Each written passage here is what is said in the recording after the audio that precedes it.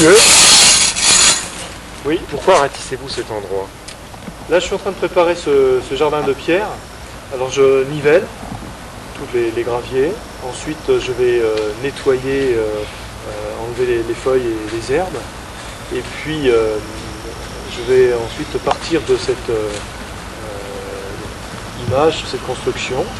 Une pierre levée et ensuite des pierres horizontales. Et je vais suivre la forme de la base de cette construction.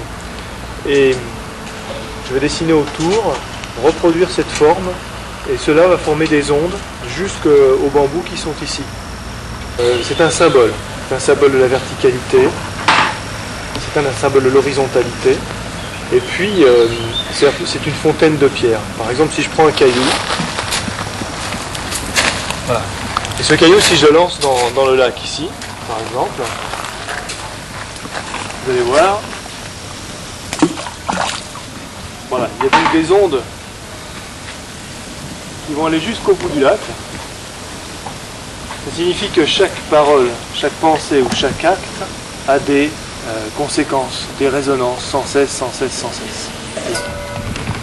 L'intérêt de cet exercice, il n'est pas différent de l'attention qu'on porte à tous nos actes. C'est la même chose, on va au bout du geste, on doit partir d'un point, on doit arriver à un autre point. Pendant tout ce trajet, on essaye d'être présent.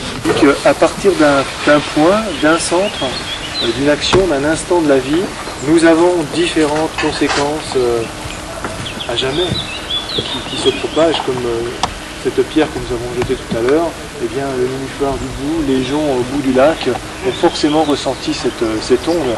Alors qu'il en est de même pour tout notre comportement. Et à chaque fois, chaque pensée ou chaque parole, chaque comportement, chaque action a forcément des répercussions. Qu'elles soient classées comme bonnes, qu'elles soient classées comme mauvaises en fonction des cultures ou des sensibilités des individus, il y a forcément des répercussions comme ça. Alors dans le centre, eh bien, il y a des pense-bêtes. Des pense-bêtes par-ci, par-là. Alors il y a des pense-bêtes symboliques comme ça, il y a des pense-bêtes écrits. Donc il y a des pierres qui portent des inscriptions, qui sont des rappels régulièrement. Il y a une organisation de plans entre les différents bâtiments. Il y a 3 plans différents. Il y a des parfums, par exemple, tous les 4-5 mètres, vous allez être surpris par un parfum à votre gauche, un parfum par votre droite, une couleur de fleurs ici, une autre teinte ici, une forme par-ci, une forme par-là, le tintement d'une clochette avant. Et les gens comme ça vont augmenter leur attention et ils vont être plus conscients de l'environnement. Et aussi l'incidence qu'a l'environnement sur eux-mêmes et leur façon d'écouter à la fois leur cœur battre, leur être vivre, de vivre à partir de leur être, de devenir leur être et de percevoir tout ce qu'ils ont autour à partir de ce corps vivant, de cette bioconscience. Concernant le petit déjeuner, eh bien c'est pas différent de passer ici le râteau, c'est pas différent de passer à des broussailleuses, de passer à la tondeuse, de couper des fleurs, de casser du bois, de travailler sur ordinateur, rien n'est sorti de ce principe-là, rien n'est en dehors de ce principe-là. Quand on déjeune, d'abord il y a la nourriture. La nourriture, ça permet l'existence.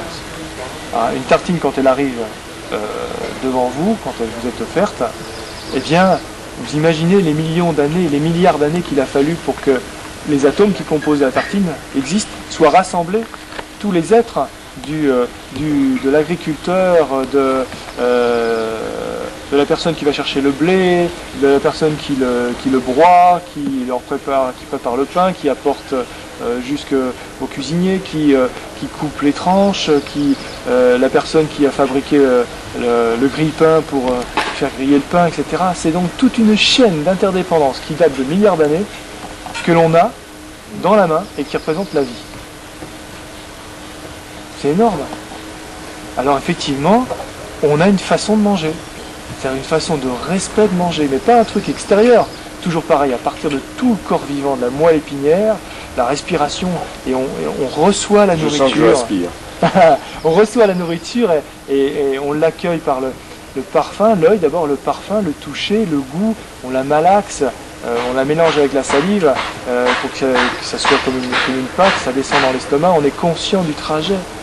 C'est un honneur à la nourriture, un respect. Et c'est pareil pour toute chose. C'est pareil pour l'eau, pareil pour le vin.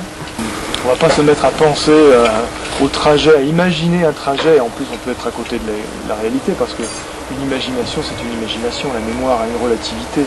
Nos perceptions sont très très relatives, sont très petites. Bon, non. On peut expliquer, comme je vous explique, pourquoi on fait attention, pourquoi on respecte la nourriture, par exemple. Voilà. Mais quand